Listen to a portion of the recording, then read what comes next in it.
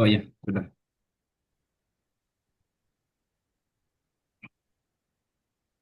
Udah kelihatan kok, Pak.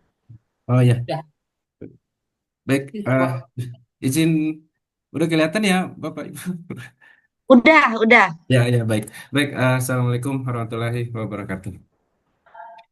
Waalaikumsalam Eh, warahmatullahi wabarakatuh. Alhamdulillah, salatu wassalamu ala asrofil anbiya wal mursalin wa ala alihi washabihi ajmain, amma ba'du. Eh, Terima kasih atas kesempatannya. Jadi pada hari ini eh, saya akan memaparkan terkait dengan disertasi saya, yaitu pemanfaatan si urcin Herbaceae terapnetes dan alginat sebagai bahan dasar pemanfaatan biocomposite brown tissue engineering. Lalu tim promotor di sini, yaitu yang pertama ada Profesor Gunawarman, yang kedua Prof. Dr. Yuli Yatri, MSI, kemudian eh, Ibu Firda, Dr. Firda Aulia Samani, STP MSI, lalu tim penguji Profesor John Api, eh, Bapak Ismet HM PhD, kemudian Bapak Prof. Yeni Setiadi.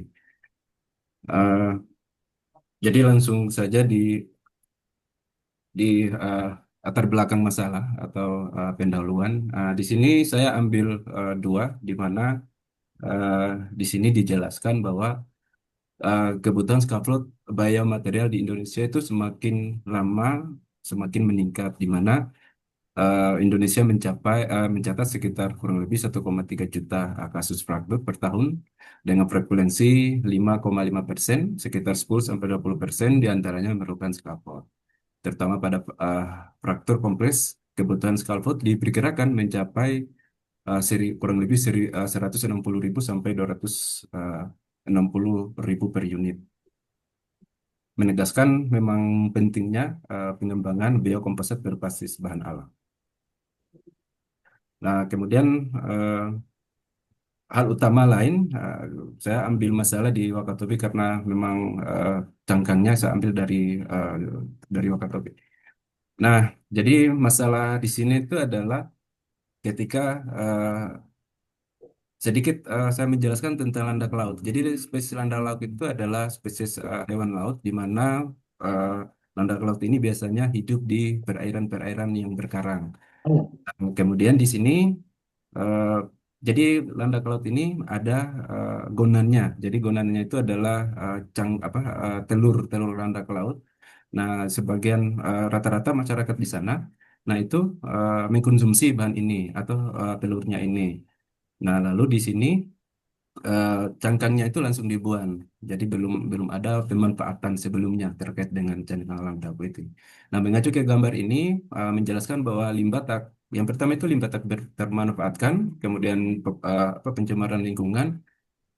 Nah, kemudian kurangnya nilai ekonomi tambah karena memang belum pernah dimanfaatkan sebelumnya. Nah, kemudian risiko eksploitasi yang berlebihan. Nah, eh, setelah itu sebelum lebih lanjut, saya mencoba menjelaskan tentang apa sebenarnya biokomposit itu. Nah, jadi biokomposit itu adalah material komposit yang disusun dari penguat filer dan matris, di mana salah satu keduanya berasal dari bahan alam. Nah, makanya di sini saya mengambil beberapa bahan alam untuk saya buatkan menjadi material scaffold. Nah, di sini di gambar ini dijelaskan bahwa em, jadi eh, material alam itu eh, jadi bukan hanya si urcin saja. Jadi di sini ada cangkang kerang, kemudian ada eh, tulang sapi, tulang ikan, tulang ayam, kemudian ada cangkang telur gitu. Nah, lalu eh, bahan alam yang lain yang saya ambil itu adalah alginat. Jadi alginat itu biasanya disintesis eh, dari rumput laut, daun coklat dan lain-lain. Nah, lalu di situ saya juga mengambil PPA ya, PPA atau polyphenyl alkohol di situ.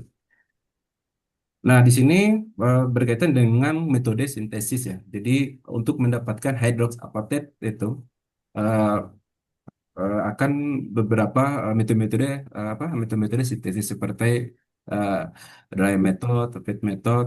Nah, kemudian ada high temperature method. Nah, di sini saya mengambil tentang hidrotermal karena eh, dari beberapa referensi-referensi, memang hidrotermal ini sangat memungkinkan atau prosesnya lebih gampang dibanding dengan proses-proses yang lain. Nah, jadi setelah saya hidrotermal, nanti akan jadi hydroxapatite. Nah, kemudian nanti saya akan eh, menggunakan apa membuat material scaffoldnya. Nah, kemudian lalu di sini ada eh, pertumbuhan sel di sini. Nah, biasanya kalau metode seperti ini itu namanya metode doping. Jadi material material hydroxapatite ini atau scaffold HAP alginat PPA biasanya di doping lagi sama material-material yang lain. Gitu. Nah, fungsinya memang eh, untuk digunakan pada restorasi tulang. Gitu. Nah, kemudian kenapa memilih landak laut atau sea urchin? Dari beberapa riset-riset sebelumnya, termasuk teman-teman dari UGM Jamaluddin pada tahun 2023 sampai tahun 2025, mereka sudah meneliti tentang atau mensintetis bahan ini. Nah, dari hasil-hasil penelitiannya ternyata bahan ini memiliki kandungan komposisi kimia yang lain selain limbah selain CaCO3. Nah, misalkan seperti natrium, kemudian ada seng, lalu ada barium dan lain-lain. Nah, material ini memang sangat cocok dibutuhkan oleh material scaffold gitu karena memang perannya eh, memiliki peran-peran yang peran-peran peran yang masing-masing begitu. Nah, kemudian di sini dijelaskan apa sebenarnya scaffold itu apa gitu. Jadi dari eh, gambar tersebut menjelaskan bahwa scaffold itu memiliki atau merupakan struktur kerangka tiga dimensi, ya. Struktur tiga dimensi yang seperti yang ditampilkan yang awal tadi, di mana material ini dirancang untuk mendukung pertumbuhan pelekatan, proliferasi dan referensi sel dalam rekayasa jaringan. Nah, lalu isu engineering itu adalah cabang ilmu eh, yang menggabungkan rekayasa material, ya, seperti eh, apa eh, novel cell source, ya, kemudian ada implan, lalu ada arsitektur, lalu ada engineering material. Nah, di sini lalu eh, saya memilih jadi material yang saya buat ini adalah material terdiri dari beberapa. Jadi ada polifenol alkohol, ya, polifenol alkohol, kemudian alginat, kemudian ada hydrox apatite. Nah, hydrox apatite itu nanti yang saya sintesis dari cangkang landak lab yang tadi. Nah, ini ada alasan beberapa kenapa saya memilih material ini. Yang pertama, mungkin PPA ini memiliki biokompatibel yang baik, ya. Kemudian alginat ini memiliki biocompatibility, biodegradability dan masih banyak lagi. Nah, kemudian untuk hydrox apatite uh, ini memang yang pertama itu memang sama dengan tulang natural tulang. Nah, namun di sini dijelaskan ada beberapa kekurangan atau problem. Jadi eh, material scaffold ini yang pertama bioaktif yang terkadang tidak konsisten. Kemudian yang kedua kesulitan dalam pembentukan struktur pori yang optimal. Kemudian keterbatasan dalam kontrol degradasi biomekanik. Kemudian ada kerapuhan. Makanya eh, alasan saya akan mengkombinasi beberapa material untuk mencapai atau meminimalis problem seperti ini. Nah, ini adalah syarat. Jadi syarat scaffold yang baik itu seperti apa? Nah, di sini ada eh, 6 item yang mensyaratkan uh, scaffold yang baik itu nanti seperti apa. Misalkan kayak dia harus memiliki sifat biologikal, ya, seperti yang tadi biocompatibility. Nah, kemudian sifat mekanik, ya, kayak yield stringnya harus bagus atau harus sesuai dengan standar.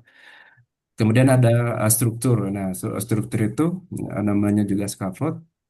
Jadi eh, itu wajib harus mempunyai porosity.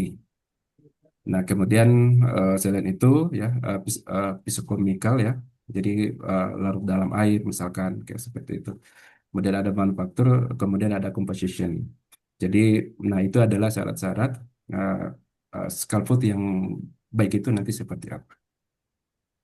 Nah, ini literatur survei di mana pada beberapa literatur yang saya baca atau yang saya pelajari uh, s- sudah ada beberapa yang uh, meneliti atau riset tentang ini. Ini Black Sea Urchin. Jadi kalau saya terpenu tes, nah kalau yang ini Black Sea Urchin. Kalau Nah, kemudian ini Jamaluddin sama, jadi dari tahun 2023, 2024, beliau itu sudah meneliti tentang pemanfaatan si urchin ini. Namun, spesiesnya berbeda, walaupun eh, komposisi kimianya hampir sama. Nah, kemudian pada tahun 2020, Nayeli, eh, beliau juga meneliti tentang itu, ya, tentang si urchin. Nah, kemudian tahun 2016, 2011, nah selain si urchin, eh, dari idols apatet itu sudah kita dapat dari sumber-sumber tulang-tulangan seperti yang saya tadi bicarakan yang ditampilkan dari awal, di mana di sini seperti tulang sapi, kebetulan Prof. Yuli juga penulisnya ya, kemudian FAI, kemudian tulang tulang kuda ya. Nah, setelah itu, nah ini ada juga literatur review yang berkaitan dengan hydroxthermal hydrothermal yang tadi. Jadi Jadi memang sudah banyak uh, dilihat dari sini juga. Nah, misalkan tulang sapi, kemudian tulang ikan dan lain-lain. Nah, rata-rata uh, metode yang digunakan itu thermal deposition juga. Jadi ada thermal deposition, kalsinasi dan lain-lain. Nah, kemudian kalau untuk saya, nanti saya akan mencoba kalsinasi dan hidrotermal seperti ini. Nah, kemudian hal lain yang saya lihat dalam riset ini adalah nilai CA per P-nya. Nah, karena kalau nilai CA per P-nya itu biasanya redox apatit yang murni, jadi memiliki nilai uh, CA per P yang tidak lebih tinggi dari 2,3 ke atas. Gitu. Nah, ini jadi kalau misalkan saya riset nanti CAP-nya harus mendekati ini. Gitu. Nah, kebetulan yang kemarin yang saya lakukan uh, masih 2,0, jadi masih butuh riset lebih lanjut gitu. Nah, kemudian ini sifat-sifat mekanik, uh, jadi rata-rata ya, jadi beberapa penelitian mereka sudah mencoba mengkombinasi beberapa bahan, misalkan karbon selulosa, kemudian ada apa HAP, kemudian ada CE, HAPC dan nanohydroxapatate ya. Nah, itu nanti akan mempengaruhi nilai kekuatan-kekuatannya atau nilai kekuatan nilai kekuatan tekannya. Nah, lalu di sini juga ada literatur survei di mana menjelaskan uh, berbagi beberapa metode pembuatan atau sintesis hydroxapatate. Nah, jadi tujuan penelitian saya yang pertama eh, yaitu mengetahui pengaruh suhu kalsinasi ya 600, 800 dan 1000 untuk mendapatkan kemudian serbuk HP berbasis jangan landak laut. Yang kedua, mengetahui pengaruh variasi presentasi ya HP alginat dan PPA pada pembuatan materi scaffold. Mengetahui pengaruh persentase strontium ranalet 0,25, 0,5, 1,0% pada pertumbuhan material scaffold yang menggunakan metode 3D printing. Nah, permusuhan masalah yang pada riset saya, jadi apakah HB yang diekstraksi dari cangkang landak laut bisa digunakan sebagai bahan dasar pembuatan scaffold? Bagaimana kombinasi alginat PPA dapat mempengaruhi nilai kekuatan tarik, kekuatan tekan, dan sifat karakteristik SEM, XRD, RTIR, TIG pada scaffold HB? Apakah scaffold yang terbuat dari HP alginat PPA dapat mempengaruhi nilai biokompatibilitas, biokompatibilitas, dan hemokompatibilitas? Nah, kemudian hipotesisnya ya, materi HAP yang disintesis dari cangkang laut diharapkan mempunyai nilai porositas dan kekuatan mekanikal yang lebih baik dibandingkan dengan bahan polimer konvensional. Kombinasi antara HP alginat, PPA diyakini bisa mempengaruhi sifat mekanik dan biokompatibilitas sehingga menghasilkan scaffold yang optimal untuk rekayasa jaringan tulang. Nah, untuk keterbaruan pada riset ini, eh, yaitu penelitian ini menghadirkan kebaruan melalui pemanfaatan limbah cairan landak laut yang jenis Arbacia terpenites yang berasal dari Wakatobi sebagai bahan alami kalsium untuk sintesis hydroxyapatite. Kemudian inovasi lain terletak pada kombinasi HP dengan polimer alginat dalam pembuatan scaffold biokomposit yang dirancang untuk menggabungkan sifat bioaktivitas, biokompatibilitas, dan kekuatan mekanik. Nah, pendekatan ini belum banyak dikaji khususnya untuk memanfaatkan sumber hayati lokal. Selain itu, penelitian ini juga mengintegrasikan karakterisasi menyeluruh meliputi analisis kimia, morfologi, mekanik, dan potensi biokompatibilitas guna mendukung aplikasi scaffold dalam rekayasa jaringan. Nah, lalu metode penelitian saya, jadi di sini ada 3 tahapan, di mana tahapan yang pertama saya fokus ke eh, eh, kalsinasi awal. Jadi di tahap ini nanti saya akan mendapatkan material materi hydrox apatitnya dulu. Nah, kemudian Ayak itu, bosannya teh. untuk tahap yang keduanya, nanti setelah saya mendapatkan hydroxyapatite yang murni, nanti akan coba saya eh, menggabungkan beberapa material seperti alginat, BPA, dan satu lagi gelatin gitu. Nah, setelah ini sudah berhasil, saya lanjut lagi ke eh, yang ketiga. Nah, yang ketiga itu saya akan mencoba nanti pembuatan scaffoldnya itu nanti menggunakan eh, 3D printing atau alat 3D printing. Nah, kemudian bahan dan alat ini seperti biasa, jadi cangkang landak laut itu nanti digunakan sebagai sumber kalsium. Lalu ada kalsium nitrat, amonium hidroksida, kemudian ada kuartis, natrium alginat, kalsium kloride, PVA, aseton, dan lain-lain. Kemudian alat yang saya gunakan ada pH meter, automated stirrer, uh, centrifuge pressure weir, ayakan, grinding, cawan, dan lain-lain. Nah, kemudian tempat penelitian untuk acaranya penelitian ini, jadi ada beberapa laboratorium yang saya nanti gunakan. Nah, tapi kemarin saya meneliti di Integrated Laboratory of Bioproduct iLab di BRIN. Nah, itu salah satunya proses sintesis, karakterisasi material, persiapan bahan. Nah, kemudian nanti di Laboratorium Metalurgi, jurusan Teknik Mesin, Fakultas Teknik di Andalas. Jadi mungkin pengujian density, pengujian sampai ke pengujian kompresi strength. Kemudian ada di OPA Lab Terpadu di Universitas Singapura Bangsa Karawang. Kemudian ada di Laboratorium Proses Produksi Universitas Singapura Bangsa Karawang. Nah, kemudian ini jadwal dari tahun pertama, nanti tahun kedua, dan di sini saya coba eh, jadi di tahap satu ini sudah mulai mencoba menulis menulis paper internasional sampai ke tahun ketiga. Nah, ini eh, sintesis dari eh, HAP dari Canggalan Raup pada tahap pertama. Nah, ini kebetulan saya sudah lakukan juga. Jadi dari bahan baku, kemudian di grinding. Nah, setelah grinding jadilah CaCO3 powder. Nah, setelah jadi CaCO3 powder, nah kemudian nanti dikalsinasi. Nah, variabel yang saya ambil, nah dari hasil kalsinasi ini. Jadi dari sini nanti saya akan mencoba kira-kira kalau saya kalsinasi eh, apa pengaruhnya gitu. Tapi ternyata di sini terlihat bahwa suhu itu berpengaruh. Secara tampilan juga berpengaruh di sini. Nah, setelah dapat CAO, nah nanti saya akan mencoba sintesis, kemudian nanti analing. Nah, di tahap ini nanti dia sudah jadi hydrox apatite murni sebenarnya di sini. Nah, untuk mengkaji ini bahwa dia hydrox apatite murni, saya akan mencoba nanti mengkarakterisasi. Yang pertama ada XRF, XRD, FAR, ADX, kemudian mengkaji nanti morfologinya nanti akan seperti apa. Nah, ini preparasi yang saya lakukan kemarin. Jadi dari bahan baku, kemudian saya keringkan, kemudian ditumbuk manual biasa, kemudian dicuci. Nah, kemudian dipanaskan sampai suhu sudah derajatan. Nah, kemudian dikeringkan. Setelah dikeringkan, direndam pakai aseton.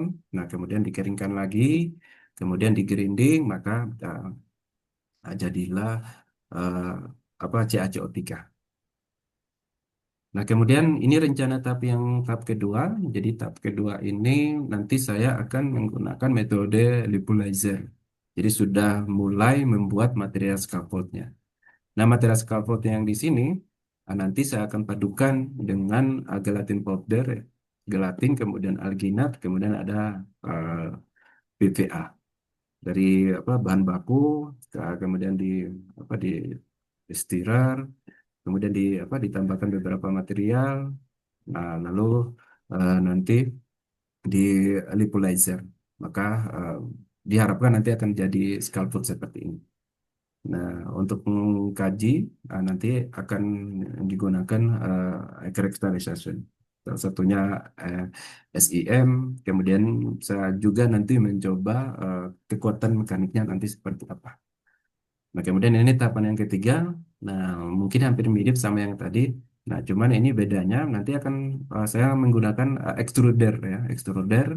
Jadi pakai extruder dulu, nanti akan buat filamen. Nah, nanti diuji, diuji menggunakan FDM printing, 3D printing.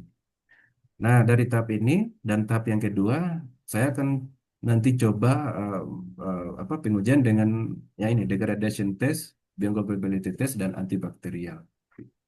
Selain dari XRD, FTIR, dan ADX. Nah, ini ya bahan-bahan alat-alat karakterisasi hal-hal yang seperti biasa ya, seperti alat uji SIM, kemudian XRD, kemudian ada XRA, nah kemudian ada FTIR. Nah, jadi di karakterisasi ini nanti saya akan bisa mempelajari kalau misalkan uji FTIR itu gugus gugus fungsinya nanti bentuknya seperti apa. Nah, kalau misalkan XRF nanti eh, persennya atau komposisinya berapa persen gitu. Nah, kemudian kalau UTM misalkan kekuatannya seperti apa? Kalau standarnya nanti seperti apa? Kemudian nanti kalau misalkan uji SI, SIM nanti bentuk morfologi uh, scaffold yang saya gunakan itu bentuknya akan seperti apa? Apakah dia kalsit atau aragonite atau petrit atau yang lain-lain gitu. Nah, kemudian ini hasil yang saya lakukan di tahap pertama. Kebetulan kemarin saya sudah melakukan juga. Eh, dari hasil ini terlihat bahwa adanya dekomposisi kimia. Nah, ini terlihat dari rata-rata eh, persentasenya.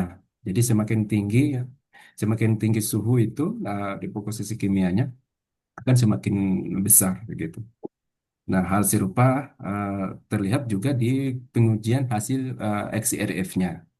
Nah, ini nanti bisa dilihat di hydroxyapatite itu P-nya akan semakin tinggi gitu karena memang eh, dari cangkang CaO itu masih adanya eh, transportasi akibat sintesis yang di awal tadi gitu. Nah, setelah itu nanti coba saya uji XRD. Nah, di sini juga terlihat adanya perbedaan dari tanpa kalsinasi, nah kemudian kalsinasi, lalu menjadi hydroxyapatite ini.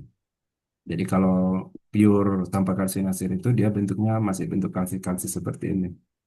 Nah setelah di suhu masuk ke suhu seribu, karena dia udah dekomposisi, dia sudah eh, terdapat fasa-fasa yang lain di situ. Misalkan fasa HAP. Nah, kemudian di hydrox apatitnya yang terakhir dia ada fase TCP. Nah, fase TCP itu dari beberapa yang saya pelajari ternyata eh, karbonatnya masih tinggi gitu. Jadi memang harus di masih dikaji lagi. Nah, lain dengan sama dengan FTR ini dikonfirmasi dengan hasil FTR juga. Jadi di sini bisa kelihatan ya. Jadi adanya eh, fase fosfat ini. Fase fosfat ya. Jadi PaO yang tadinya CaO Eh, Setelah di apa disintesis maka menjadilah hidroksapatit fosfat seperti ini gitu. Nah, ini hasil uji FISM. Kebetulan kemarin saya udah uji SEM juga. Nah, dari gambar ini terlihat memang eh, adanya perbedaan. Sebelumnya dikonfirmasi dari uji FTR dan XCRD. Nah, di sini terlihat bentuk morfologinya berbeda-beda. Jadi kalau masih pure yang suhu 600 itu dia masih kotak-kotak besar seperti itu.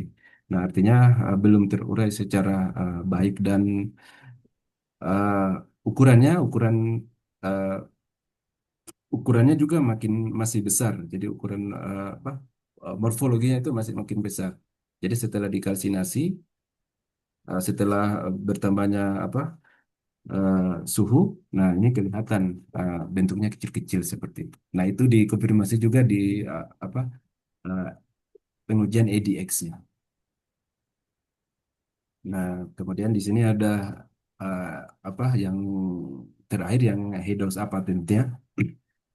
Nah, ini malah dia sudah kelihatan dari morfologinya sudah mengecil-mengecil dan bentuk butirannya akan semakin kecil juga gitu. Nah, kemudian ada mapping. Mapping ini eh, mengkonfirmasi bahwa eh, massa yang ada pada material ini memiliki beberapa material ya. Jadi misalkan ada fosfat, ada karbon, kemudian ada Mg, nah, kemudian ada Cl seperti ini. Nah, kemudian ini timeline saya. Eh, jadi saya berencana 7 semester itu sudah goal final disertasi. Nah, jadi di tahapan saya itu masih ada di sini di semester 2.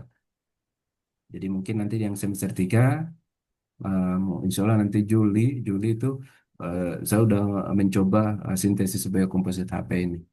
Gitu. Jadi setelah mudah-mudahan nanti eh, 1 semester atau 2 semester saya udah bisa mendapatkan hasil sehingga nanti bisa di apa dipublikasi. Nah, kemudian kemarin saya juga sudah mulai menulis. Jadi saya mencoba di submit di material chemistry and physics ya. Ini jurnal Q1 sampai sekarang belum jadi statusnya itu masih lead editor. Ya, kemungkinan mudah-mudahan nanti sebulan ini sudah ada updatean lagi. Nah, mungkin itu saja yang saya bisa sampaikan. Terima kasih. Mohon maaf kalau masih banyak kekurangan. Mungkin uh, wabillahi taufiq wal hidayah. Assalamualaikum warahmatullahi wabarakatuh. Assalamualaikum warahmatullahi wabarakatuh. Ya, Assalamualaikum i- wabarakatuh. sudah disampaikan oleh Pak Kadiman itu eh, proposalnya juga sebagian hasilnya. Kebetulan beliau agak cepat nih prosesnya, eh, apa baru tahun pertama itu dia juga sudah kerjasama dengan BRIN menjadi research assistant di BRIN sama Bu Firda. Jadi sudah ada hasilnya langsung gitu. Tapi karena seminar proposal itu kita pada semester 2 baru sekarang diambil gitu. Juga risetnya juga mendapat pendanaan juga yang dari UNAN pada tahun ini gitu Bapak. Ya risetnya. Nah, mudah-mudahan ini ya dengan hasil itu sudah ada juga mulai membuat publikasi bisa lebih lancar. Namun demikian tentu ada juga yang hasil ini yang didiskusikan atau yang ditanyakan oleh promotor dan penguji ya. Penguji terutama kita beri kesempatan pertama pada Prof. Yeni Setiadi dari UNAN, dari timnya UNAN ya. Silakan Prof, waktunya 15 sampai 20 menit. Silakan.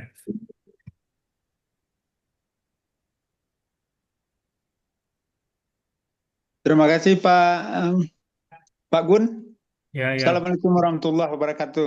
Waalaikumsalam warahmatullahi wabarakatuh. Tuh. Pak Kardiman ya. Iya, Prof. Kalau kemarin beberapa hari yang lalu saya baca proposal gitu ya. Ya. Proposal yang saya dapatkan. Ternyata pada kesempatan hari ini mungkin hasilnya sudah ada untuk tahun pertama ya. Betul, Prof. Ya.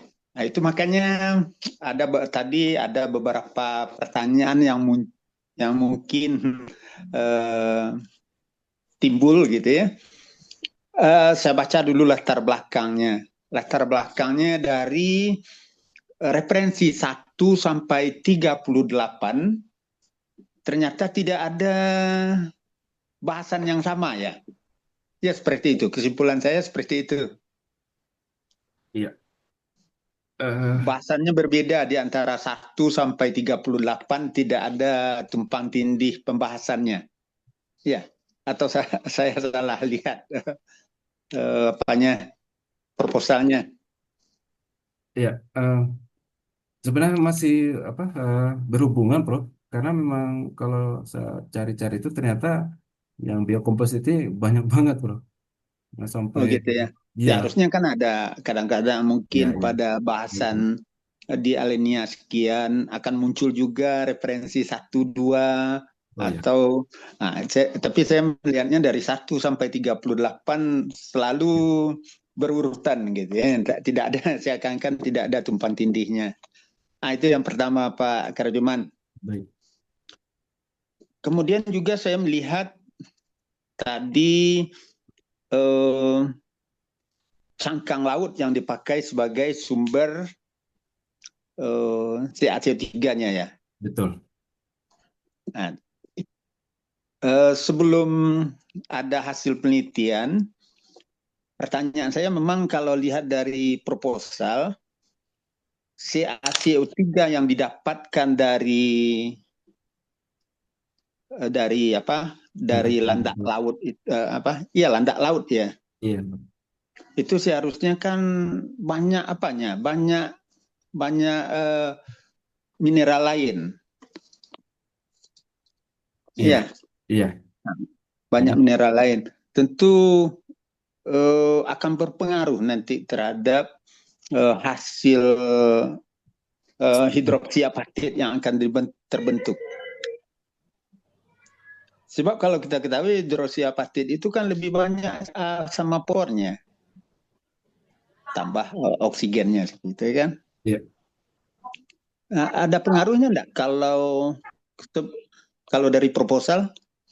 Iya. Oh, tanpa kelihatannya tanpa ada apanya, tanpa kita ketahui berapa CA-nya, berapa P-nya, berapa apa dari cangkang laut tadi, dari landak laut tadi. Iya. Jadi, eh, jadi kalau beberapa referensi yang saya baca itu, Prof, ternyata hydrox apotate untuk material scaffold itu malah eh, didoping lagi, Prof, sama material yang lain gitu misalkan. Jadi kalau misalkan apa yang material hydrox apotate dari tulang sapi, nah itu kan pure hydrox apotate, jadi belum ada Hmm. Mg-nya. Nah biasanya untuk meningkatkan eh, sifatnya kayak biodegradabilitas itu malah ditambahkan sama Mg. Nah jadi kalau Sama mineralnya gitu ya. ya Nah, tapi ternyata memang masih banyak apanya ya, banyak mineralnya dari hasil yang sudah didapatkan. iya betul, iya. Iya. Karena Nah, memang karena mm, saya juga baru pelajari, Bro. Jadi tantangan saya iya. itu. Mm. Saya nanti akan buat material yang bagaimana caranya biar murni gitu, Bro. Karena kan Nah, itu kan yang tujuannya dari murni ya.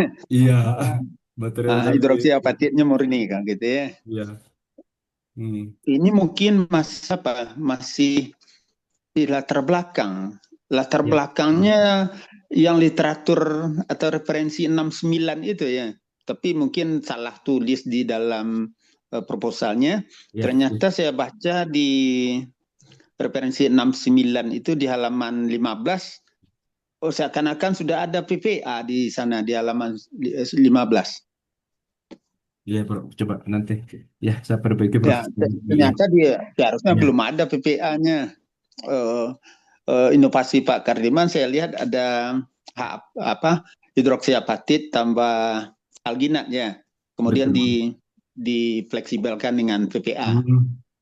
Ya, Nah, di 69 itu saya kira belum ada PPA-nya, polivinil alkoholnya. hmm. Sewaktu membaca gitu ya. Iya, Nah, iya, iya. Tanggal 15 ya. iya. Hmm. Tapi kemudian pindah ke ada tujuan tadi ada rumusan masalah. Kenapa tidak di apa? Di kan ada strontium ranelat ya.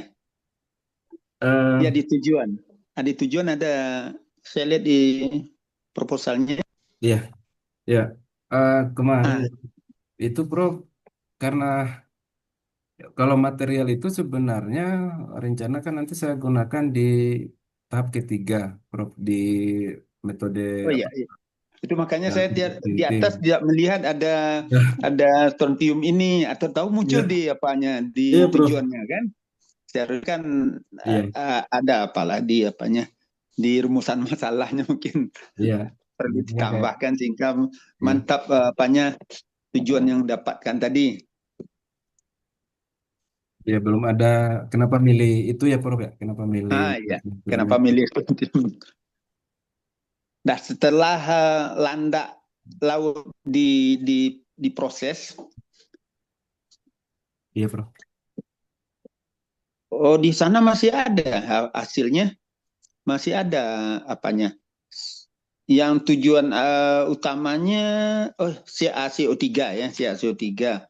Iya, Kemudian CaCO3 tadi diperlakukan maka akan didapatkan CaO ya. Dipanaskan iya, kalsinasi. hidrotermalnya. Iya. Oh, ditentukan enggak berapa CaO yang didapatkan, kemudian berapa CaOH dua kalinya, kemudian berapa sisa CaCO3? Oh, maksudnya komposisi ininya, Prof ya? Komposisi. Ya hasilnya Oh, setelah hasil setelah hidrotermal itu kan dapat CaO, iya, iya. kalsium oksidanya. Nah, itu mungkin masih belum apa? Hmm, kalau Belum ya, murni ya. ya, Mungkin masih ada CaOH-nya mungkin ada, CaOH dua kalinya, mungkin masih ada CaO3-nya. iya masih, Enggak, Prof. enggak Karena dilihat apanya. saya kemarin kan variasi tentang temperatur. Jadi kalau dilihat dari sini, dari apa, dari hasil XRF itu, eh, memang masih ada. Jadi karena dia dasarnya Ca, ya Ca itu, eh, Iya, dia masih ada sebenarnya. Cuman masih eh, ada. ya masih ada, CaCO3-nya masih ada gitu ya. masih masih ada, masih. Tapi di Tentu mungkin 1000 itu udah mulai ini, Prof, udah mulai udah berkurang berapa? gitu. 45, enggak berapa? Berapa persen CaO-nya? Si, di 64 iya masih masih tinggi, Prof. Memang. 1000 itu masih tinggi juga mungkin. Nah. Iya. Apakah tidak akan mengganggu nanti dalam pembentukan biokompositnya? Eh sebenarnya CO3 masih ada CaOH dua kali mungkin gitu ya. iya, iya. Maksud Mengganggu. saya Hmm, akan iya. dilakukan enggak di menjadikan CaO-nya itu lebih lebih mendekat, lebih murni. Nanti Iya, iya, CaO tambah alginat, ya, iya. tambah Jadi PPA, jadilah dia apa? iya, jadi memang em, karena kemarin itu memang ECA masih besar, Prof. Jadi Ya. nanti yang riset keduanya, saya nanti coba variasi fosfat itu. Jadi variasi Oh ya. fosfat. Nah, setelah saya Fosfatnya di senyawanya yang divariasikan atau konsentrasinya saja? konsentrasinya, Prof. Dipilih PO4 6 kali OH2 2 ya. Iya, iya. Kenapa itu dipilih? Kenapa tidak asam fosfat saja atau eh enak fosfat atau fosfat yang lain? karena saya mengacunya ke riset eh, penelitian sebelumnya, Prof. Karena memang Oh gitu ya. ya belum baca juga, cuman memang kalau misalkan ada bisa seperti itu, mungkin sebagai referensi juga, Prof. buat saya. Nanti akan coba saya lakukan lagi karena memang rencana saya ini nanti yang riset Juli itu saya cuman mau coba variasi itu. Oh Jadi iya setelah iya iya. variasi dapat Hmm, itu, hmm. coba nanti baru saya lanjut ke tahap kedua, Bro. Jadi Oh iya takutnya iya. nanti setelah yang CAO yang hydrosapotate saya karena belum terlalu murni, dipaksakan untuk di riset keduanya, nanti malah hasilnya tidak terlalu maksimal karena rata-rata di referensi itu, Bro. Ya, Ini yang saya baca-baca aja sih, Bro. Belum ya ya kalau referensinya kan cukup misalkan banyak itu. ya kalau misalkan salah nanti mau dikoreksi saja. Iya iya. Eh, jadi setelah yang saya baca-baca itu ternyata high dose apotet yang murni itu kita bisa lihat dari CA perpennya Pro. Mungkin nanti coba Hmm. dikoreksi kalau salah gitu Iya Bro. iya iya. Hmm, hmm, hmm. Eh, nah kalau saya yang saya dapat itu baru di angka sekitar 2, Bro. Jadi menurut Berapa? saya ini belum bisa, tapi memang dari beberapa literatur juga eh, ini sudah memang sudah dibutuhkan sama suhu apa tubuh, Bro. Misalkan jadi dari CAPRP 2, ini ternyata setelah diuji diidentifikasi ada pasal yang lain, namanya pasal TCP itu, Bro. Tapi Iya saya iya nggak iya. tahu itu Hmm. sih. Udah mau coba nanti saya belajar lagi, Bro. Terima kasih. Sehingga hasilnya nanti mungkin begitu tahap 3 langsung bisa jadi kan? Iya. Bisa diterapkan. Ya. Hmm, hmm. Karena memang bahan alam ya beda kalau misalkan kita beli dari toko kan langsung murni gitu. Iya Enggak. iya. Nah, nah. Ya, ya itu sih. Kemudian ada satu lagi pertanyaan. Iya, Bro. Oh, angka-angka berapa gram dipakai hidroksiapatitnya, kemudian airnya ditambah apa untuk melarutkannya tambah 50 ml air, waktunya 1 jam, itu diambil dari referensi sebelumnya. Iya, dari eh, jurnal eh, teman-teman dari UGM Jamaluddin.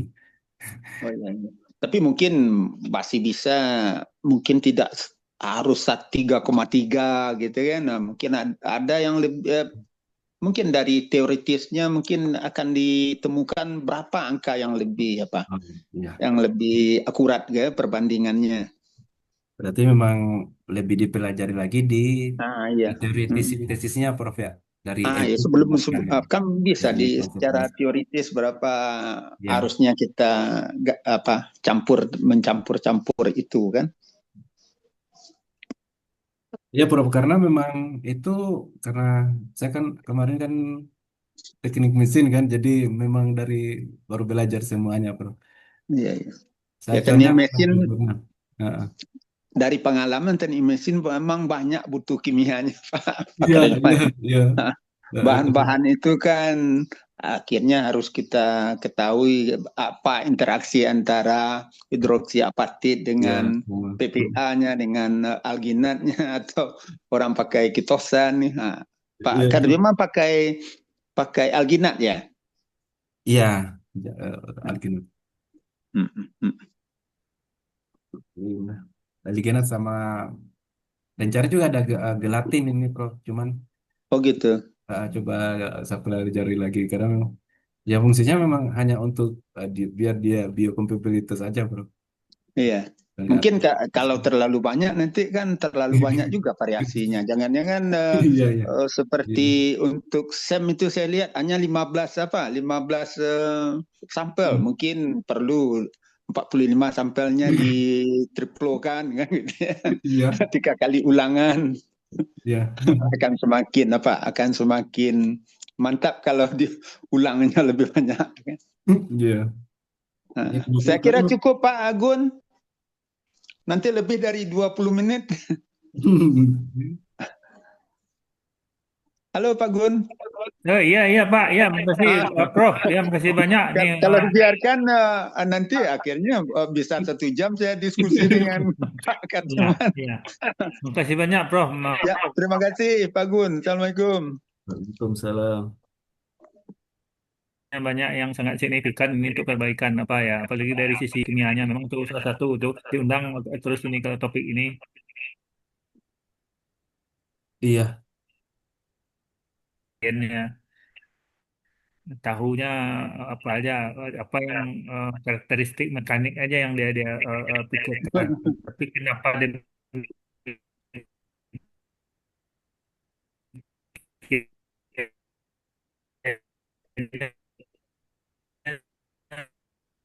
itu putus-putus, Prof.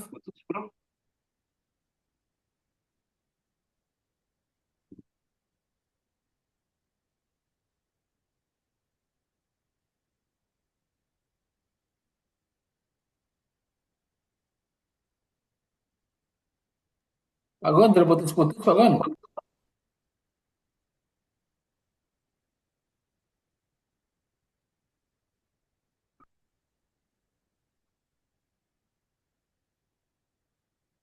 Kayaknya terlempar, Prof. John.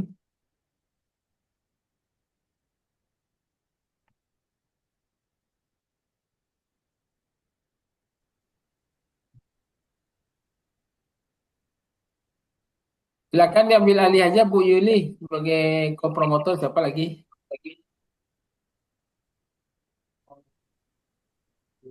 Oke, Atau silakan Bu. Memang ini tiba-tiba hilang aja nih. Saya padahal jaringan di transkrip masih ruang seminar tadi. Saya nih Pak John. Nih silakan di apa lanjutkan. Siapa Pak Pak Ismet sudah connect Pak? sudah Pak Ismet itu ada tuh Pak. Oke, silakan Pak Ismet. Terima kasih Pak Agung. Assalamualaikum warahmatullahi wabarakatuh. Waalaikumsalam.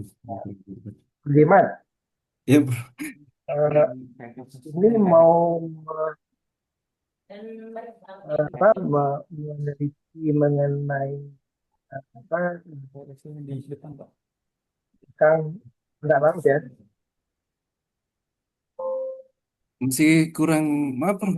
Pak, masih kurang itu, suaranya kurang jelas. Gak putus-putus dari sama mungkin di tempat saya juga nih yang Iya. jaringan di jurusan nih. Pak Ismet juga putus-putus itu. Saya juga Udah full ya. putus-putus. Ini penelitiannya fokus kepada pemanfaatan. Jelas Pak Keriman? Oh, Iya, mana? kartu kerah itu Pak. Ya, makasih banyak Pak. Atau Iya, Prof. Iya, Pak. kedengaran? Agak mendingan. Kedengaran. Ini udah full nih. Alright. Oke, ini penelitian ini fokus kepada pemanfaatan cangkang landak laut untuk menghasilkan hidrosiapatit atau sampai kapurnya. Ya. Jadi rencana yang pertama itu pemanfaatannya. Jadi setelah itu eh, fokusnya di itu apa di scaffoldnya. Nanti Jadi dengan menggunakan cangkang landak laut sebagai bahan hidrosiapatit. Minta tanda tangan sama saya yang kemarin tentang security Pak, udah dapat izin Pak Rizal, itu maaf, sidang sama itu Pak Jojo mau saya Unmut aja sama Pak Kadiman tuh iya, kohort bisa unmut. iya, iya Pak Ismat. Oke, berarti ini ya berhubungan ya. Iya, karena memang dari awal karena dia dari alam, saya coba nanti memanfaatkan dulu. Jadi kalau misalkan ternyata eh, apa bahan ini bagus, mungkin sampai lanjut ke pengembangannya, Bro. Pak. Sampai ke 3D printing, mungkin bisa ke uji vitro, mungkin, Pak. Nah, harus dibatasi lah ya, harus dibatasi nggak Oh, melakukan semuanya sekaligus. Sekarang fokusnya kemana? eh, kalau dari hasil tahap pertama, karena dia belum eh, belum terlalu murni, lihat saya lihat dari apa nilai CAP-nya. Coba nanti variasi fosfat gitu. Jadi variasi pencampuran dulu. Nah, kalau misalkan itu udah jadi, lanjut ke material scaffoldnya. Kalau belum jadi juga, Maaf Pak. kalau belum jadi juga, Eh, Insya Allah jadi Pak. Karena Hah? Insya Allah mungkin jadi karena dari referensi itu masalahnya eh, kan setelah disintesis itu kan ada metode-metode kontrolernya, bukan kontroler sih apa kita misalkan kayak pH itu harus memang dijaga gitu, Prof. Jadi mungkin saya lagi mungkin fokus di situ. Jadi panasnya harus berapa? Mungkin lebih memaksimalkan metodenya dulu. Tapi dari apa dari referensi eh, bisa, Prof. Kalau misalkan insya Allah bisa jadi. Ini saya pakai ChatGPT ya, katanya peluangnya kecil. Ah, iya, karena itu nilai CAP-nya masih tinggi. Ya, peluangnya kecil. Makanya saya tanya, kalau nggak jadi juga, apakah akan sampai ke scaffoldnya? Ah, Insya Allah jadi, bro. Mungkin insya Allah lah mudah-mudahan. Karena Kita nggak bisa, kita harus kita punya waktu terbatas ya. iya, iya, iya, Ini iya, 3 tahun, nggak bisa apa? Kalau ke depannya mungkin ya, kan iya, panjang nanti Pak setelah tamat kan bisa bisa melanjutkan sampai ke sana mungkin. Ya baru kita bisa bilang insya Allah. iya, iya. Tapi kalau dalam dalam terutama untuk S3 ini kan kita waktunya terbatas ya. Jadi harus ada apa batasan yang jelas gitu, sampai mana kita ingin ingin tuju. Hmm, Kalau seperti ini trial-trial terus jadinya tuh. eh, jadi, Pak. Kalau misalkan nggak jadi, ya salah satunya mungkin pakai bahan itu yang dibeli itu, Pak. Ya berarti nggak ada relevansi lagi kan dengan topiknya. Hmm, Cangkang landak lautnya hilang. eh, Kita diskusikan lagi ya. iya, tapi Kalau Kadiman ini iya, sudah optimis, sudah jadi kan ini sudah ada. Cuma ChatGPT aja belum dapat literatur terbaru, saya rasa itu. Ya, Ini udah kita, literatur terbaru iya, itu. ya karena dia sudah belum dapat. Justru kita tantangan kita yang nggak mungkin itu, yang hampir saya sudah optimis juga, sudah cari juga. Kan sudah ada juga yang nyoba yang baru ya. iya, Ya, dan ada bisa sih peluangnya itu. harusnya bisa sih kalau menurut saya. Mungkin kalau eh, Ya harusnya bisa, tapi kan dalam waktu iya. terbatas kita ya 3 tahunnya, nah, tentu harus dibatasi sampai mana arahnya. Makanya ini dan sudah ada hasilnya dipercepat itu prosesnya. Ini juga di Q1-nya dipercepat juga. Jadi mudah-mudahan karena dia tantangan agak berat seperti itu kita di apa di lebih awal kan gitu. Ya, ini saya sebagai promotor nih harus ini karena akademi ini harus optimis itu apanya ya kita harus apa sebisa mungkin.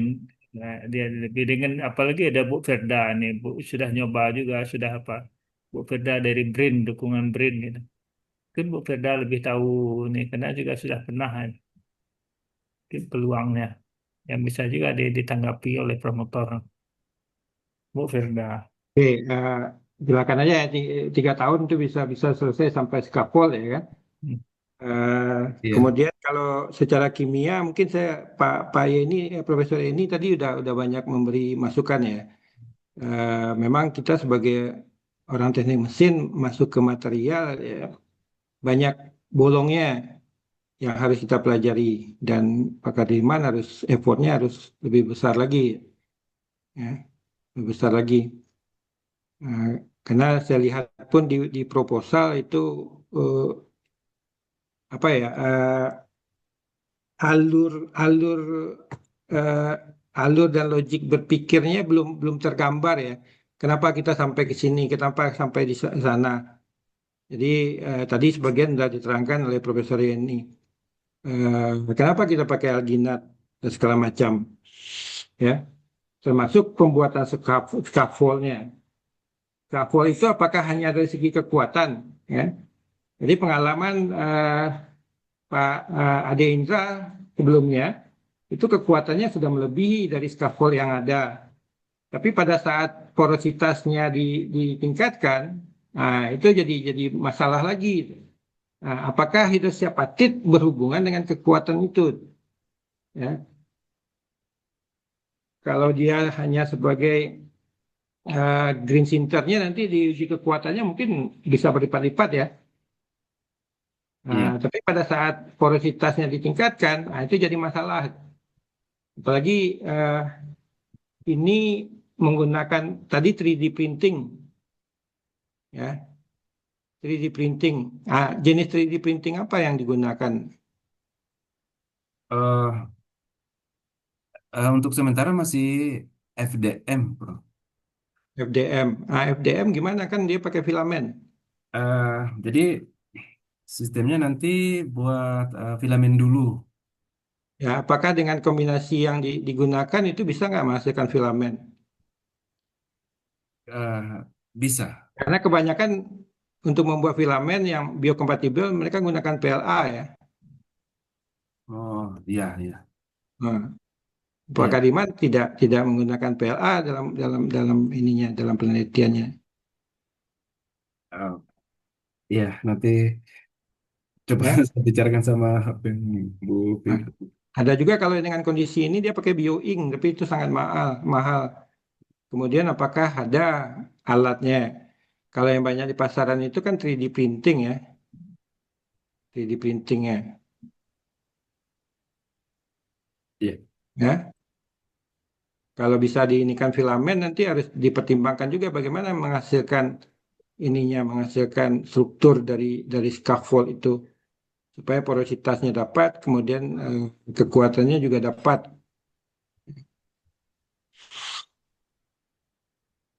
Iya. Ya. Nah, dan itu saya hampir tidak terlalu melihat di proposal. Di Hmm. proposal terutama metodologi sangat sederhana.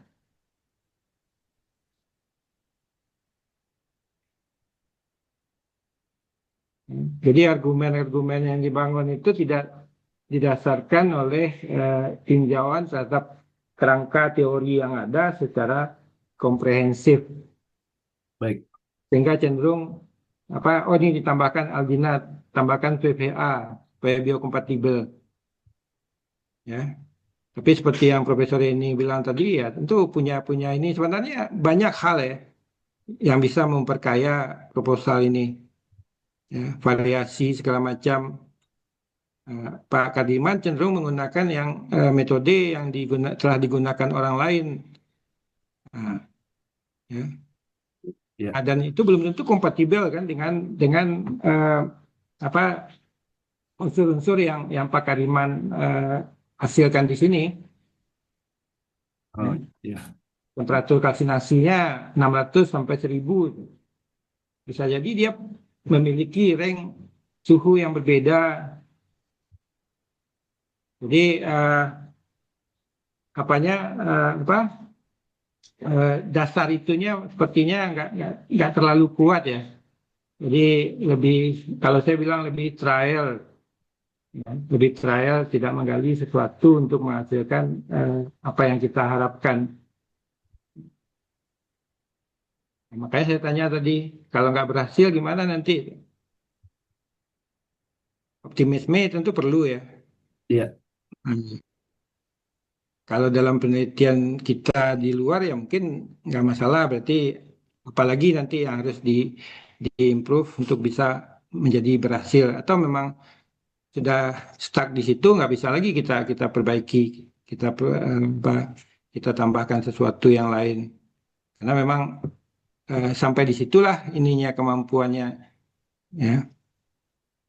Nah, jadi itu beberapa hal yang saya lihat. Jadi dari proposal saya tidak bisa dapat gambaran secara utuh kenapa Pak Kariman menggunakan ini, kenapa Pak Kariman mencampur dengan ini dan segala macam. Ya. Seperti alginat itu ininya mungkin untuk menghasilkan gel jadinya kan? Eh, bubuk, bro, kalau alginatnya.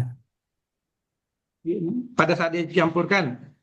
Bubuk, pada. Nah, bagaimana menghasilkan sebuah filamen yang semi padat? Iya, jadi kalau di tahap itu mungkin saya lebih banyak lagi mempelajari karena itu tadi kata Bapak belum kuat di tentang dasar pencampurannya itu, bro. Ya, itu Ya, ya. ya. Jadi saya mungkin butuh baca buku lagi, cari karena memang selama ini masih di apa cari referensi di jurnal gitu.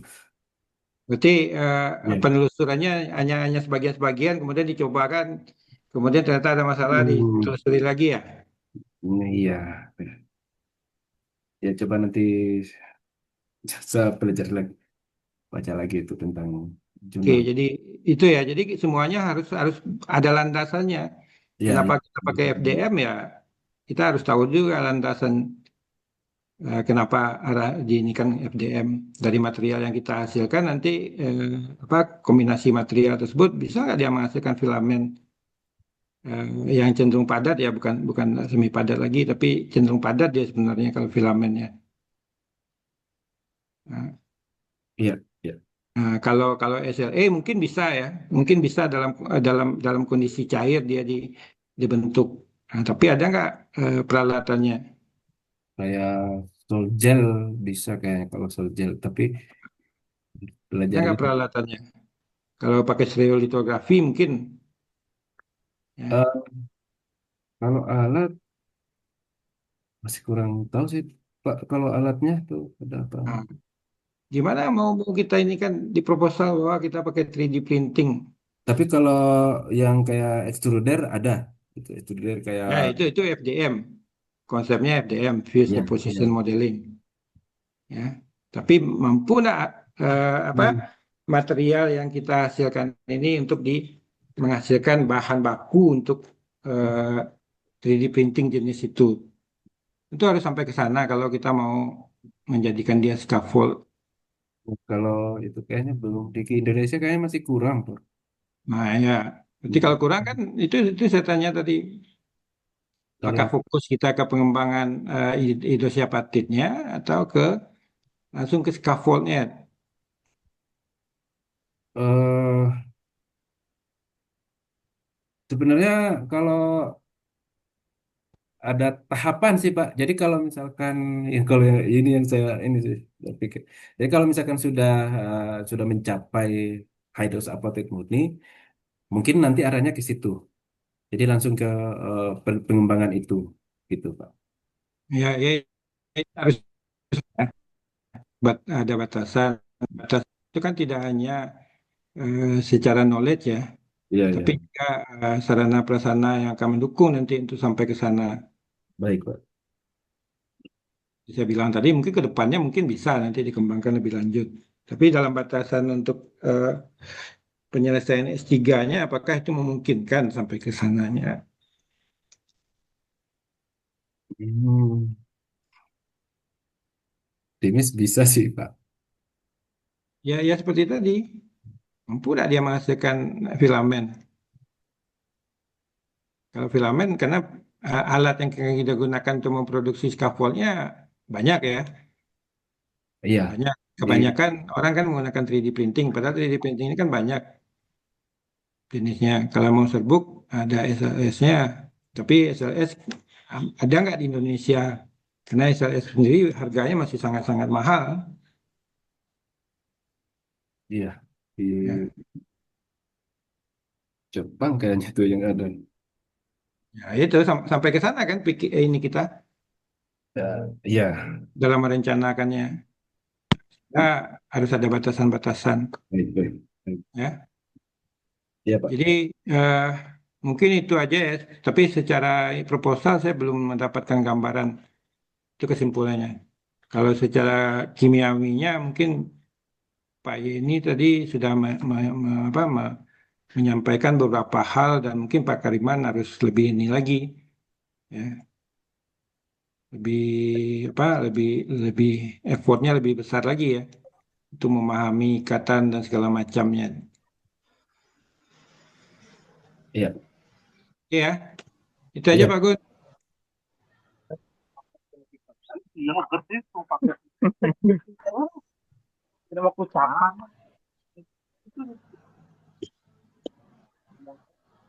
Lain-lain. Prof. Gun, udah. Biar yang handle. Terima kasih Pak Ismed Hari Mulyadi PhD atas masukan yang sangat berharga untuk improve dari proposal Pak Kardiman ini nantinya. Kita lanjut ke sesi berikutnya. Kita persilahkan kepada Prof. Don Afi untuk membahas proposal dari mahasiswa S3 ini. Silakan Prof. John. Terima kasih Bu Yuli. Ya, ini apa? Sebelum saya masuk ke materi Pak Kardiman, selamat ya atas proposal survei tahap ini ya. Iya. Oke, yang pertama ini masalah jurnal. Tadi jurnalnya sudah Nah, ini cocok ya, lega bro. Saya makan blok dulu dah. ini siapa nih? Suara siapa nih? Pak Engkos bocor, Pak. Pak Kardiman itu apa? Jurnalnya udah submit ya? Iya, dari sebulan yang lalu. Coba-coba aja, Bro. Kan kemarin ada data. Nah, jadi untuk apa? Untuk kelulusan memang ada beberapa. Ini saya kebetulan dari Prodi ya. Jadi itu korespondennya siapa? Prof. Gun. Nah, koresponden itu yang penting ya, korespondennya harus Pak Gun gitu kan, sebagai nanti di apa di undangnya ditanya gitu. Kalau Iya, jurnalnya terbit harus nama pertamanya adalah mahasiswanya ya, Pak iya, Kardiman. iya. Kemudian korespondennya harus promotornya gitu. Yang pertama ya. Kemudian termasuk konten ya. Ini pertanyaan saya mungkin ya, saya sudah juga baca nih proposalnya Pak Kardiman. Ada semacam semacam kekhawatiran bagi saya. Ada alasan ya. Kenapa cangkang landak laut ini menjadi perhatian gitu. Jadi sebenarnya itu harus tertulis di dalam proposal gitu. Ya. Alasan yang kuat ini kenapa gitu? Karena apakah Karena dia bisa menghasilkan HA yang HA yang berkualitaskah, atau mudah dalam proses sintesisnya kah, atau kalau dia dibuat menjadi biomaterial seperti scaffold itu dia bisa mempunyai kekuatan fisik atau mekanik yang memadai. Nah itu tidak tercantum di dalam latar belakang. Apakah Pak Kaniman bisa memberikan alasan kenapa kita memilih cangkang landak laut ini? Baik. Terima kasih, Prof. Yang pertama itu kan pemanfaatan. Yang kedua, cangkang landakul ini memang komposisi kimianya atau dia sumber Ca, CaCO3. CaCO3 ya. Yang ketiga, dengan cangkang landaut yang sama, eh, sudah ada orang yang teliti gitu, Prof. Hmm. Nah, jadi yang eh, jadi saya mencoba dengan masih tetap cangkang landak laut, tetapi spesiesnya berbeda, gitu, Bro. Nah, Proses sintesisnya beda. Jadi hmm, alasannya apa? Alasannya apakah memang CaCO3-nya cukup tinggi intensitasnya gitu? ya, itu salah satunya. Dan eh, cangkang landak laut ini sudah ada komposisi kimia yang lain. Nah, dan itu sebenarnya bagus mendukung eh, material sekafut ini, kebutuhan material sekafut ini, bro. Kalau saya baca begitu, bro. Gitu. Iya. Jadi kayak misalkan kalau kayak magnesium, nah magnesium itu kan dibutuhkan tuh dari scaffold ya. Kayak misalkan Tidak magnesiumnya ya, banyak lagi yang lainnya, ada Fe-nya juga harusnya enggak. Ada unsur-unsur yang lain selain iya, CaCO3 itu. Ya. iya. Nah, kemudian pertanyaan kedua saya gitu. Baik, Bro. Nah, di mana letak kebaruannya? Kalau seandainya ini adalah prosesnya itu melihat campuran antara hidroksiapatit, kemudian apa tadi itu lupa saya, aginet ya, aginet. Ya. Aginet ini dari tumbuhan ya maksudnya.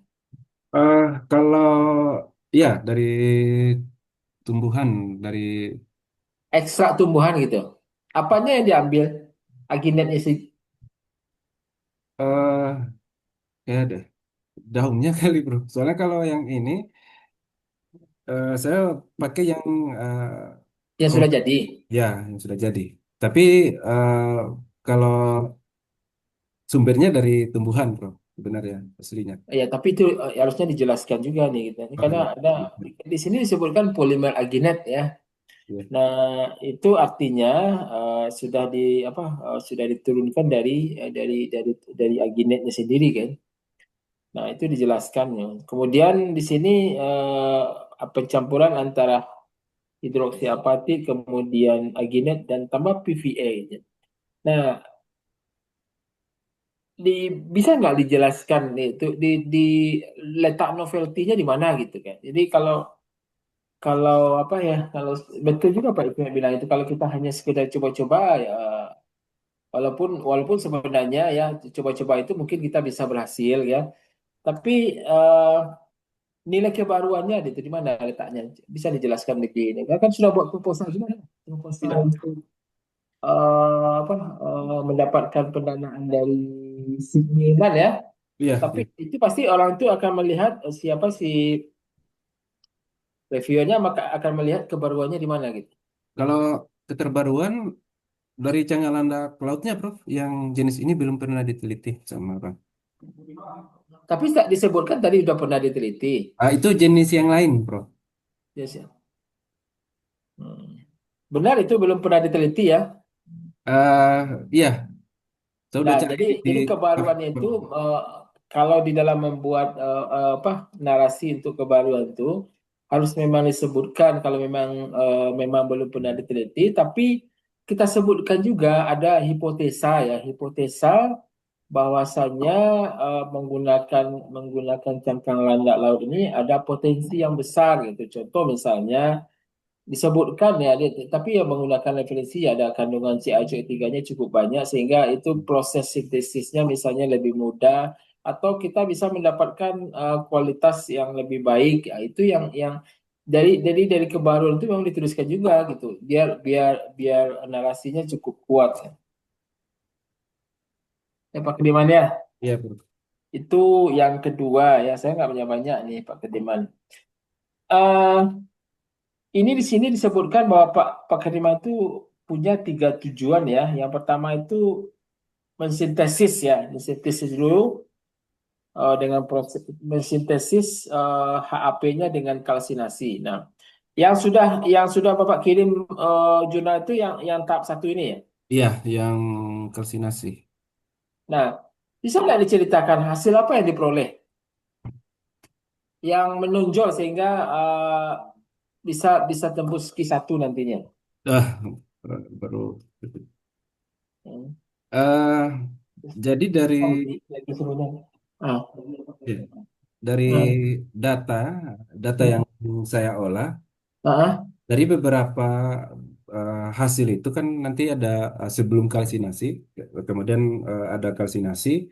Ah. Nah, di situ terlihat bahwa ternyata kalsinasi itu berpengaruh gitu dari Hmm. eh, bentuk morfologi, eh, Ah.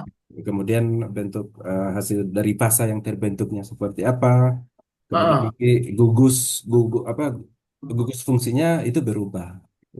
Jadi Hmm. memang Itu berdasarkan temperatur. iya, Berdasarkan temperatur jadi perubahan fasa. Kemudian muncul apa ini coba saya melihat ini ada temperatur yang digunakan tuh ada 600, 800, 1000 ya. iya. Kalau yang di atas apa? Itu Eh, sebagai pembanding.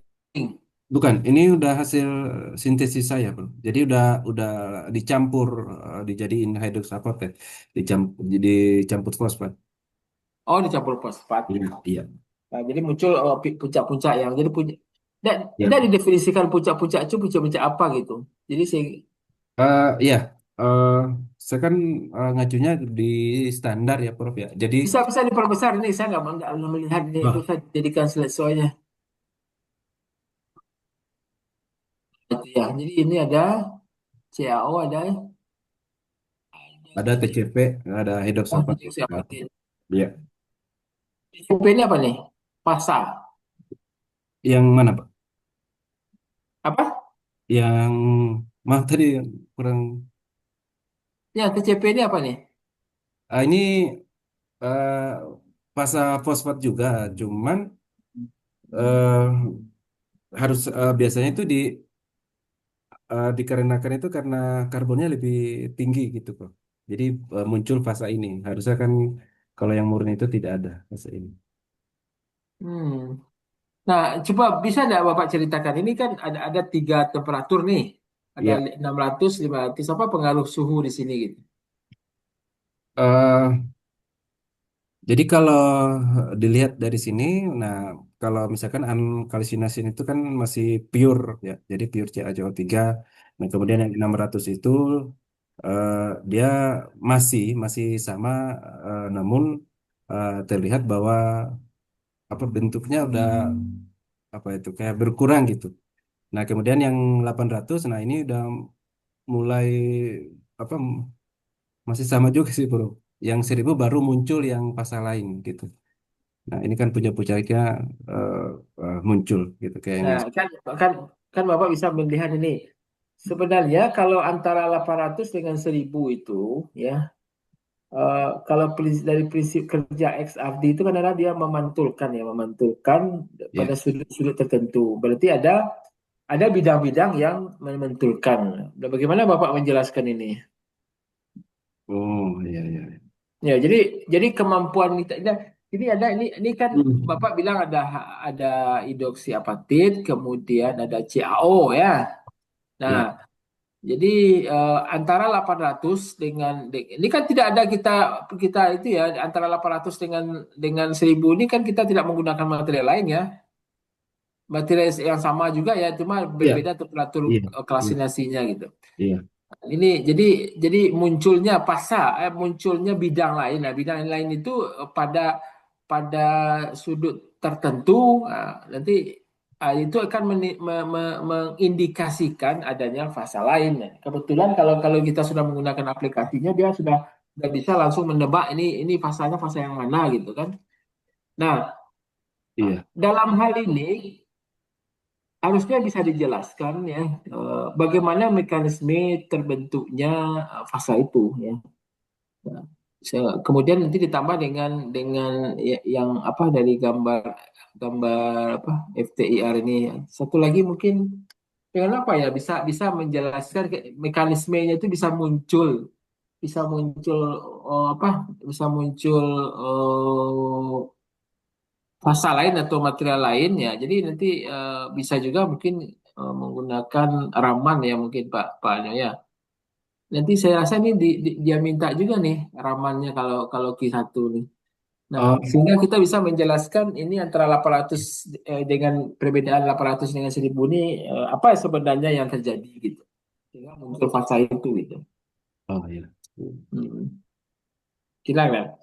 Itu ya Pak Anu ya. Kemudian ini satu lagi pertanyaan saya mengenai ini ya. Yang tahap kedua itu kan ada Bapak mau mencampur HAP dengan alginat ya, dengan campuran 15 ya sampai 50%.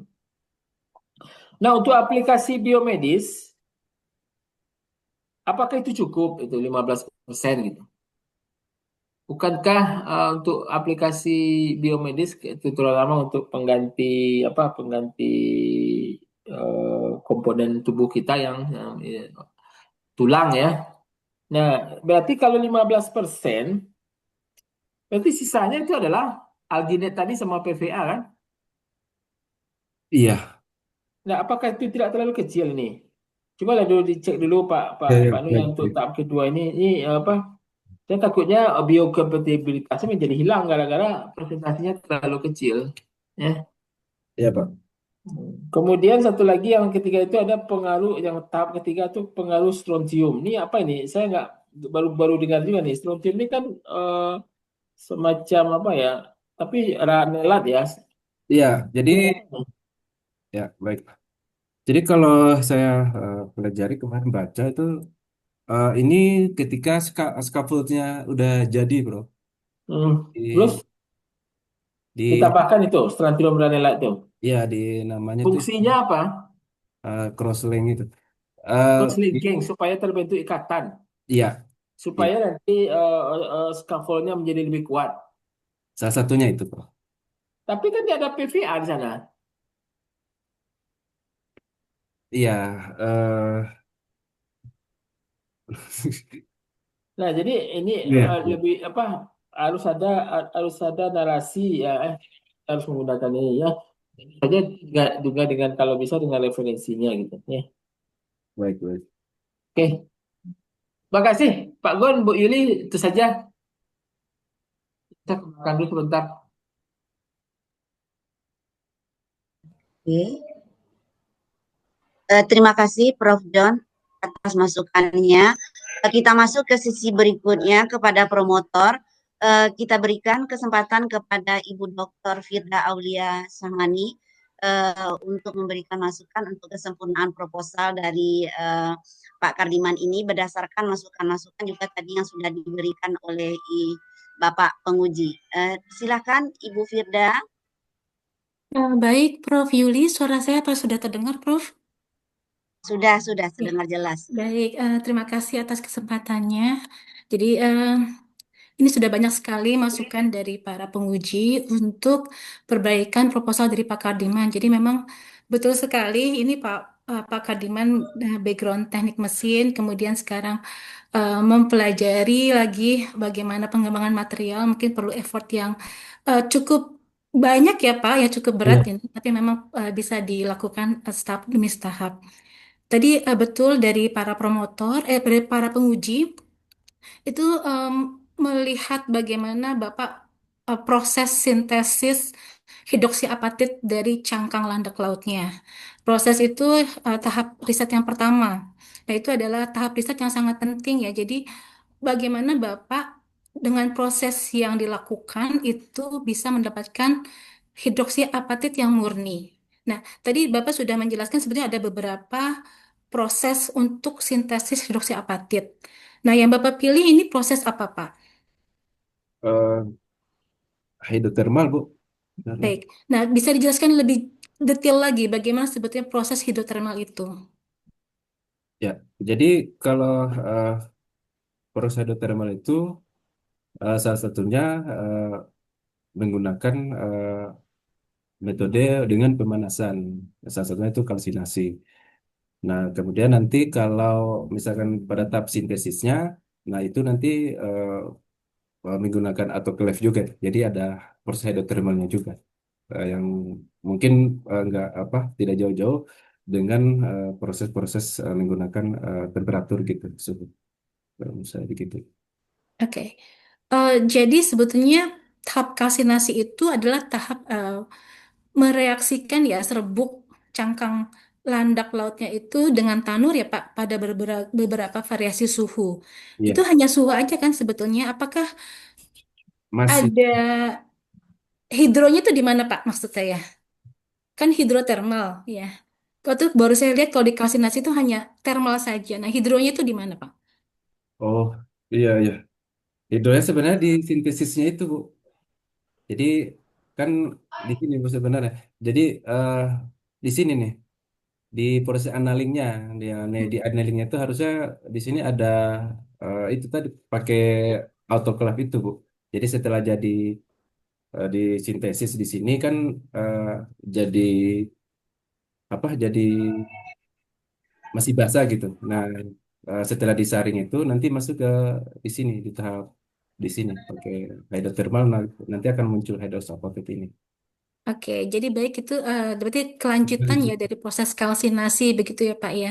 Jadi setelah eh, dikalsinasi, Bapak akan mendapatkan serbuk CaO. Kemudian Ya, serbuk CaO itu direaksikan dengan fosfat, begitu ya, Pak? ya, ya, Ya, nah itu disitulah terjadi proses hidrotermalnya karena ada dalam bentuk larutan atau cairan di situ gitu ya, Pak ya. ya. Nah, dari sini kan sebetulnya juga titik yang krusial karena Bapak menginginkan adanya rasio CAP gitu ya, yang optimum. Nah, ini di sini sebetulnya rasio CAP yang Bapak inginkan berapa, Pak, sebetulnya? Eh, 1,67 harusnya. Cuman kalau dilihat dari beberapa eh, yang saya baca dari jurnal, kalau high dose alpha yang misalkan sampai 2 itu sebenarnya kita bisa manfaatkan di aplikasi yang lain gitu, Bu. Jadi tidak buruk juga sebenarnya. Cuman yang paling ideal itu 1,67. Adapun nanti misalkan ada yang 2,7 nanti bisa diaplikasikan ke bentuk yang lain kayak misalkan proses coating apa coating implan. Nah, itu nanti bisa di di apa di diaplikasikan di situ gitu karena memang ternyata dibutuhkan juga gitu. Jadi kalau kalau khusus high dose alpha itu range-nya itu 1,67 sampai 1,8 gitu, Bu. Kalau saya Oke, baik. dari Nah, untuk sampai mendapatkan rasio CAP yang ideal seperti itu, sebetulnya apa usaha Pak Kardiman di dalam proses yang sintesis HAP ini? Eh, yang pertama mungkin eh, mempelajari tentang fosfatnya itu. Jadi pencampuran fosfat karena memang yang paling krusial itu sebenarnya di situ. Nah, makanya nanti mungkin di tahap kedua coba nanti apa mempelajari tentang itu sekalian nanti apa eh, sintesis lagi dan mungkin eh, bisa diuji sehingga nanti bisa nanti dilanjutkan gitu, Bu. Salah satu ya hidrotermal tadi. Jadi memang ada yang perlu dilakukan lagi ya Pak di proses Ya, sintesis HP-nya ya, iya, supaya iya. mendapatkan rasio CAP tadi yang lebih ideal, begitu ya Pak.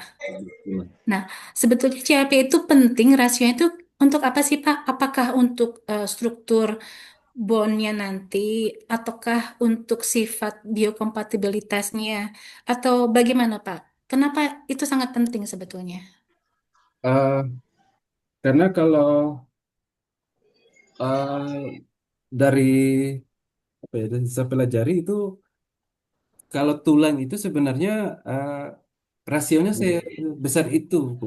Jadi kayak itu adalah syarat syarat mutlak bahwa ketika kita membuat sebuah material yang untuk diaplikasikan ke tulang, misalkan tulang manusia, di apa apa yang tulang itu memiliki eh, rasio CA sebesar itu, Bu. Jadi kita harus mungkin lebih menyerupai itu mungkin biar nanti regenerasi tulangnya regenerasi selnya eh, lebih cepat gitu. Nah, nah informasi itu belum ada Pak di proposal Bapak. Oh ya, Jadi coba itu sangat penting. Kenapa perlu target sampai rasio CAP-nya tuh 1,67 gitu. Nah, ternyata memang itu harus supaya menyerupai tulang yang nanti akan kita ya, buat begitu ya Pak ya. Nah, itu tolong nanti harus dimunculkan di proposalnya kan itu sangat penting. Dan itu menjadi target Pak Kardiman untuk di tahap satu sebetulnya. Yang memang sampai saat ini masih belum begitu ya Pak ya. Jadi masih perlu ada perbaikan di tahap satu ini. Bagaimana sampai mendapatkan hidroksiapatit yang lebih murni dan rasio CAP-nya itu ideal begitu. ya. Oke, saya lanjut Pak. Se apa ya? Nah, tadi juga sebetulnya banyak dibahas oleh para penguji. Bapak kan akan membuat atau mensintesis material kombinasi antara hidroksiapatit, alginat, dan polivinil alkohol. Bisa dijelaskan, Pak, masing-masing fungsi dari bahan itu dalam material yang Bapak akan sintetis itu apa? Oh ya. Jadi kalau bisa pelajari, jadi kan biokomposit itu kan yang pertama kita meng, apa namanya itu eh, meng, ini meng, membuat sebuah material yang berbahan dasar dari material-material bahan alam. Nah, jadi yang pertama itu kita harus tahu dulu bahwa kalau eh, biokomposit itu salah satu material komposit yang tersusun dari pilar dan matriks itu. Nah, jadi eh, eh, s- apa ya, kayak mempelajari atau misalkan kalau alginat kan dia kan menjadi apa, hydroxaphat itu kan nanti akan jadi filler. Jadi matriksnya itu masih tetap alginat itu. Nah, jadi nanti eh, em, apa ya, kayak istilahnya kayak mengkombinasi lah bahan material itu. Nah, kayak kalau misalkan alginat berarti dia eh, sebagai matriks gitu. Kemudian kalau HAP berarti nanti fungsinya dari HAP gitu. Jadi sangat membutuhkan gitu. Sehingga nanti dia akan menghasilkan material yang biokompatibilitas dari beberapa material itu. Mungkin itu, Bu. Baik, Pak. Karena ini tadi berhubungan dengan petananya Prof. John ya. Jadi tadi Prof. John kan eh, mengkhawatirkan nih penggunaan jumlah hidroksiapatit yang hanya 15%. Sedangkan sebetulnya material hidroksiapatit itulah yang paling mirip dengan Tulang. tulang gitu yang akan kita coba mimik gitu atau kita coba eh, buat eh, tiruannya seperti itu. Jadi mungkin nanti Bapak perlu lihat lagi komposisinya, Pak. Jadi Ya, berapa persen nanti antara hidroksiapatitnya, alginat dan PVA-nya. Ya, jadi itu nanti supaya scaffoldnya jadi begitu, ya Pak ya. ya, ya, Itu tadi pertanyaan Prof. John itu sangat penting itu Pak. ya. Kemudian nanti berlanjut untuk bagaimana membuat scaffoldnya. Bapak harus memperhatikan bahwa selain si material scaffoldnya itu cukup kuat ya, yang kemudian bisa berfungsi sebagai tulang gitu, dia juga harus mempunyai porositas yang bisa memungkinkan sel itu tumbuh begitu. Ya. Nah, Bapak kira-kira sudah tahu kira-kira target besar poros yang diharapkan itu seberapa sampai si sel itu nanti bisa tumbuh. Kalau secara detail karena mungkin belum sampai di tahap itu, belum tahu, Bu. Jadi belum spesifik gitu. Jadi harus standar berapa gitu. Tapi nanti saya eh, cari lagi gitu. Tapi memang harus kita ketahui sih sebagai nanti biar jadi acuan juga. Jadi belum boleh Iya cek. Pak, jadi memang itu hal-hal yang masih perlu diperhatikan ya Pak, karena memang ini cukup panjang tahapannya nanti. Tapi kita optimis Pak, kita kerjakan. Mudah-mudahan nanti walaupun ada kesulitan pada saat risetnya, mudah-mudahan bisa ada jalan gitu untuk bisa eh, jadi nanti scaffoldnya. Baik Prof Yuli, dari saya cukup Prof, terima kasih. Iya, oke. Terima kasih Bu Firda masukannya.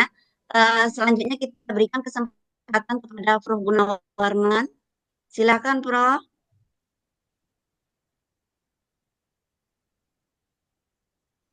Prof. Gun.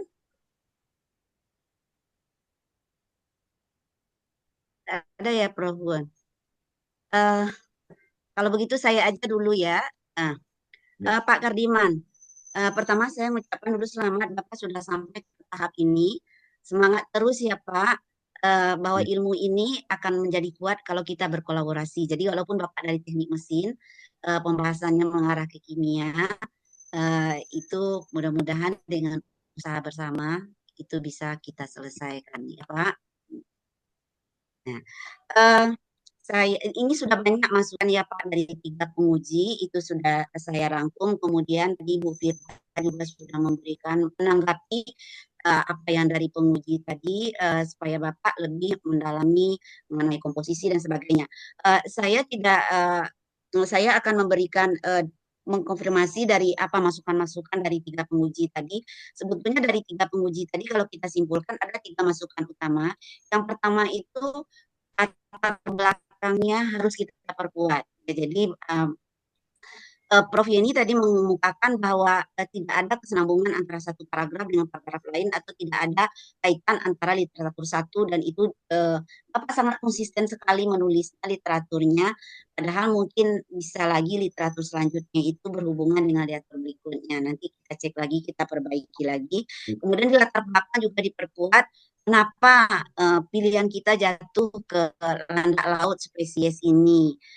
Itu dari Pak John Afi tadi. Jadi memang di latar belakang itu kenapa kita melakukan penelitian itu harus kuat. Jadi mungkin literaturnya nanti yang kita cari spesies ini apa kelebihannya, kemudian apakah ketersediaan dari spesies ini memang banyak, itu nanti perlu kita ungkapkan atau kita jelaskan di latar belakang ya. Kemudian kemurnian itu memang menjadi utama Pak. Jadi dari sintesa dari HAP itu kita lihat, memang Bapak tidak menjelaskan di sini kalau saya lihat di proposalnya kemurnian bahwa memang di sintesa HAP itu ada mineral-mineral ikutan yang lain. Bagaimana cara kita memurnikannya, kemudian fungsi dari masing-masing mineral itu mungkin nanti perlu kita jelaskan. Kemudian yang kedua, yang utama lagi itu dari Pak Ismet Hari Mulyadi, dia memang fokus terhadap arahnya ke metode, ketersediaan dari peralatan, baik itu untuk dalam proses penelitiannya maupun nanti dalam karakterisasinya. Jadi itu perlu seperti kita menggunakan 3D printing dan gitu, Ana. Apakah memang nanti sampel kita ini bisa dirubah menjadi filamen? Itu mungkin perlu kita jelaskan. Kemudian di gambaran proposalnya juga harus kita jelaskan apakah scaffold ini memang sudah cocok dengan yang kita perlukan di dalam biomaterial nantinya. Kemudian dari Prof. Don Api, alginatnya dijelaskan. Apakah alginat, memang alginatnya mungkin kita beli dari alginat, tapi mungkin perlu dijelaskan polimer alginat itu disintesa dari tumbuhan apa, itu mungkin perlu kita jelaskan karena memang kita di metode tidak menjelaskan alat dan bahan yang kita gunakan. Kemudian sebetulnya pertanyaan Pak John Hafi itu tadi simpel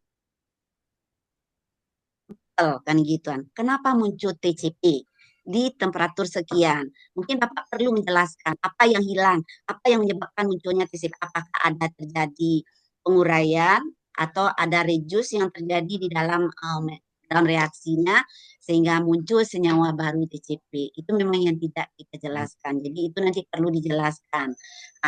Akibat dari ini maka muncul puncak TCP di sudut sekian. Nanti kan itu di XRD-nya kan bisa dijelas Pak. Tapi prosesnya itu yang perlu dijelaskan seperti di Pak John tadi. Kemudian yang untuk selanjutnya komposisi 15% itu apakah memang sesuai dengan yang kita inginkan? Takutnya nanti 15% itu selalu kecil. Tadi Ibu Firda juga sudah menekankan dijelaskan sumbernya. Bapak mengambil 15% ini dari penelitian siapa?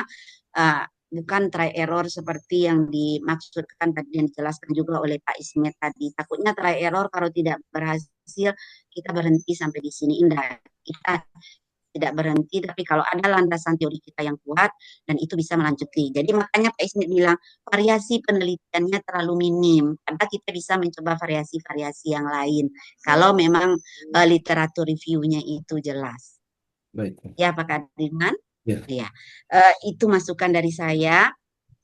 Semoga dengan apa yang sudah diberikan oleh penguji tadi dari tim promotor bisa mengimprove proposal Bapak dan bisa melengkapi sehingga tujuan yang ingin kita capai itu terlaksana dan tercapai sesuai dengan sasarannya.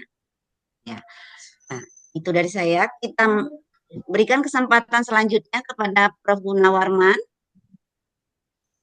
Oke, makasih Bu. Sorry tadi terlambat ini masuk lagi karena ubah nih tempat posisi. Ya, ini dari Ibu Firda sudah Pak, dari Yuli sudah, dari Bapak lagi. Oke, saya dengar tadi masukannya itu sudah banyak. Jadi itu Pak Kadiman dia masukan itu semuanya berharga itu untuk warning kepada Anda ya.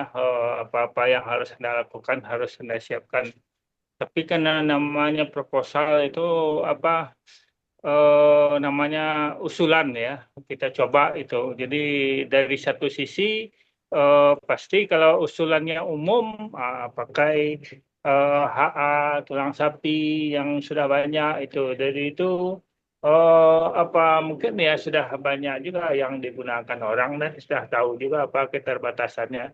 Ini kan sama mencari apa kita nih ya, mungkin ya yang apa baru yang sesuatu yang ada potensinya apa lebih itu dibandingkan yang ada. Memang tulang sapi walaupun banyak, walaupun tersedia itu ya mungkin masih berupa prekursor dan prosesnya juga tidak mudah gitu. Nah, tapi mungkin ya apa mungkin kalau grade-nya ya grade biasa itu. Iya. Kan ada juga kadang material-material lain yang terkandung yang dalam sumber-sumber itu yang bisa memberikan nilai lebih ya sama semuanya itu. Kalau kita apa kalau material basicnya ya sama hidroksiapatit itu apa kalsium fosfatnya. Tapi kan ada yang unsur-unsur lain yang sebagai bisa jadi penambah itu. Jadi untuk riset itu memang begitu apa mencari keunikan gitu. Ada hal-hal unik nanti dibanding dengan yang ada kita peroleh. Tentu potensinya kalau maunya baru ada. Tapi tadi Anda menyebutkan itu mungkin kurang tuntas itu apa yang keunikan yang mau kita tekankan kita cari sumber-sumber apa alternatif itu kan banyak sekali. Tapi kalau maunya sekedar belum pernah dicoba orang, belum coba spesies itu belum dicoba orang, juga kurang kuat gitu. Harus ya juga apa Anda tahu kan kalau apa bahan yang paling keras itu cenderung mempunyai CAPRP lebih bagus gitu. Hidroksiapatitnya lebih bagus, makin keras makin. Tapi pada sisi lain kan prosesnya lebih susah itu, makin susah. Nah, kita tuh biasanya kalau barangnya lebih kecil, umpamanya itu tidak lebih mempercepat proses, memperkecil. Namanya kalau tulangnya besar, ada binatang yang besar itu prosesnya untuk mencacah. Pula dulu memperkecil, pula dulu itu cukup susah. Nah, kalau barang apa yang relatif kecil atau relatif berbasisnya relatif lunak itu lebih mudah diproses. Tapi cenderungnya kandungan apa hidroksiapatitnya itu secara persentase keseluruhan kurang gitu. Ya, Gitu. jadi kita harus mencari apa yang mana mungkin yang ada berbagai sumber, tentu harus juga keunikannya dibanding yang lain apa. Itu yang Anda cari. Jadi tantangan itu yang sering dilihat orang kalau walaupun mamanya itu nanti belum bisa Anda proses apa secara khusus mamanya sampai scaffold, tapi kira-kira Anda dapat mendapatkan keunikan itu, keunikan yang apa menjadi sumber itu informasi. Kadang semuanya kan belum ada informasinya secara lengkap. Apa keunikan yang ada kalau Anda proses dari bahan yang begitu keras ya, yang lebih keras itu mungkin jarang gitu.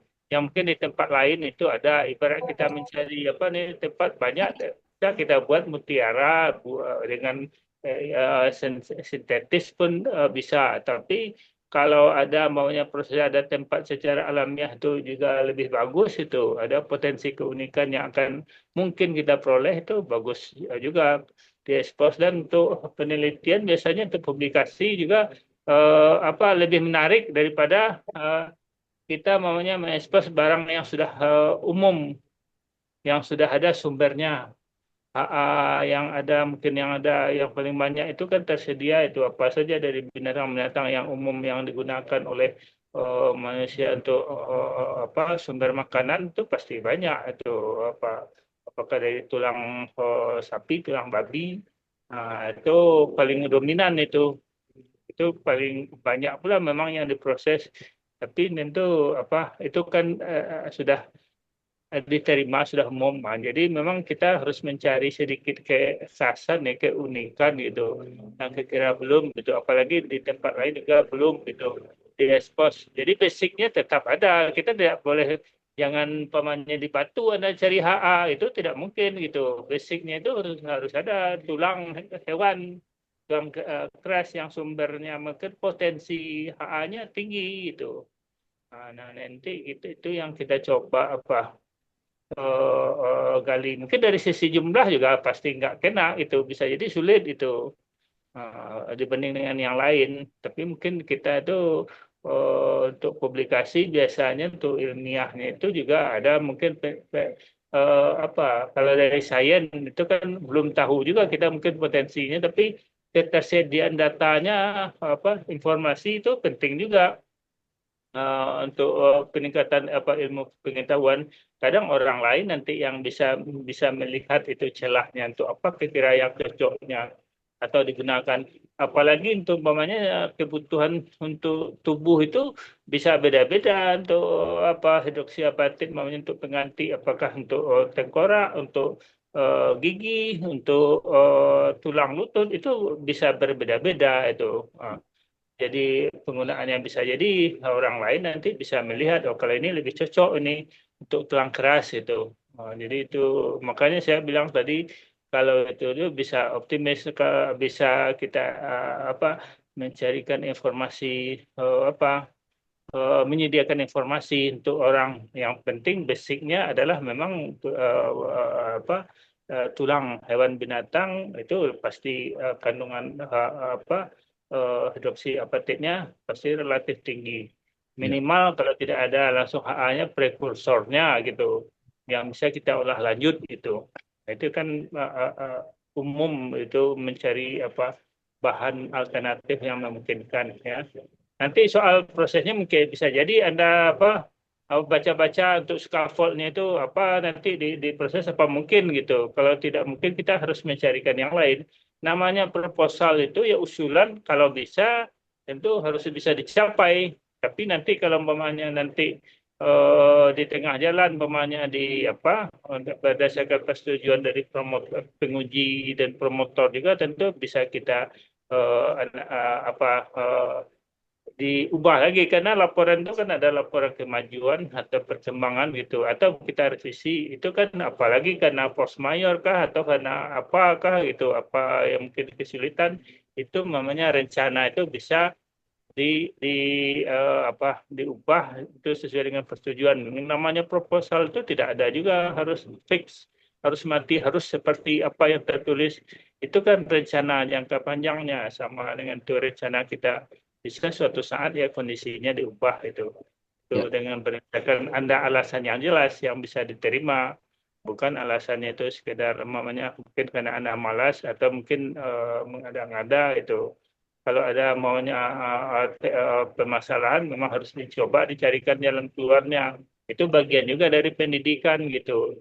Tidak cepat kalau ini kendala, kira-kira harus carikan apa jalan keluarnya.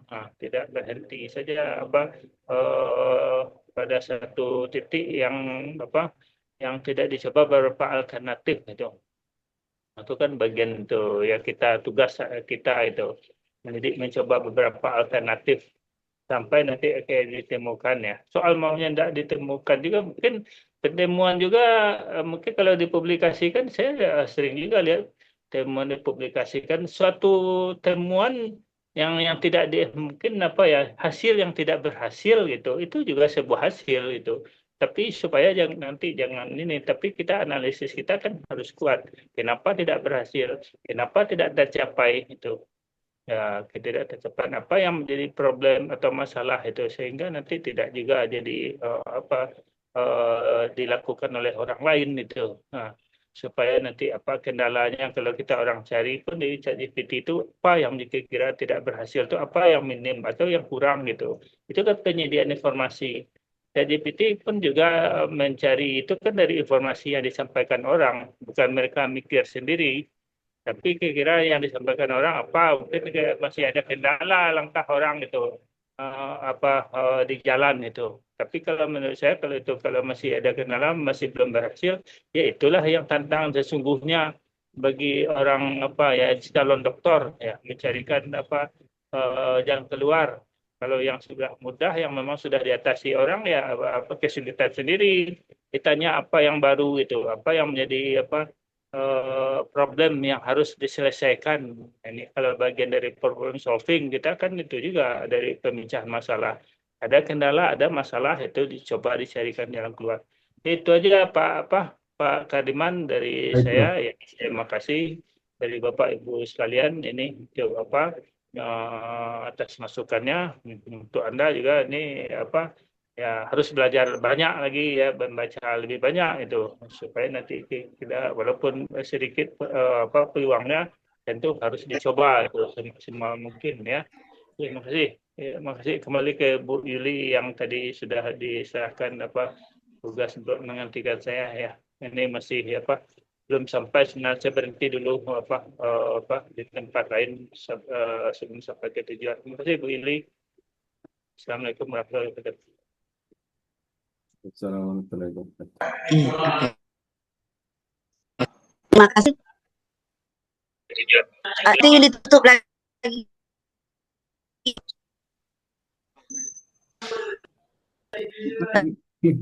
Terima kasih atas masukannya. Bapak Puji sampai kita ke akhir ya, Prof. Kardiman. Terima kasih atas kehadirannya. Semoga masukan-masukan yang sudah diberikan tadi dapat improve proposal ini sesuai dengan tujuan yang kita yang diinginkan dalam penelitian ini. Kemudian saya juga mengucapkan terima kasih kepada para mahasiswa yang sudah hadir di kesempatan pada hari ini. Dan terima kasih juga kepada promotor Prof. Gun yang telah memberikan masukan, kemudian Ibu Dr. Firda Aulia Samani, dan saya sendiri sebagai promotor yang mimpin sidang seminar proposal pada hari ini. Semoga dengan masukan yang kita berikan ini bisa memberikan nilai tambah untuk perbaikan proposalnya, sehingga mahasiswa kita ini bisa selesai nanti target sesuai dengan waktu yang disediakan. Dengan mengucapkan alhamdulillahirabbil alamin, kita tutup seminar proposal kita pada hari ini. Terima kasih semua atas kehadirannya. Assalamualaikum warahmatullahi wabarakatuh. Waalaikumsalam. Waalaikumsalam warahmatullahi wabarakatuh. Selamat Pak Kardiman. Terima kasih. Iya. Terima kasih Bu Firda. Selamat Pak. Semangat. Assalamualaikum. Izin. Terima kasih Prof. Yuli. Terima kasih Bu. Terima kasih Bapak Iya, Ibu. Bu Firda, Budi. semua Pak Rizal, ya. Iya, Atas kehadirannya Ibu. Pak Ya, Kardiman izin. diperbaiki segera ya. Iya. Iya, Nah, keren ya, Pak izin Kardiman. untuk lab ya Pak. Ya. Ya. Ya.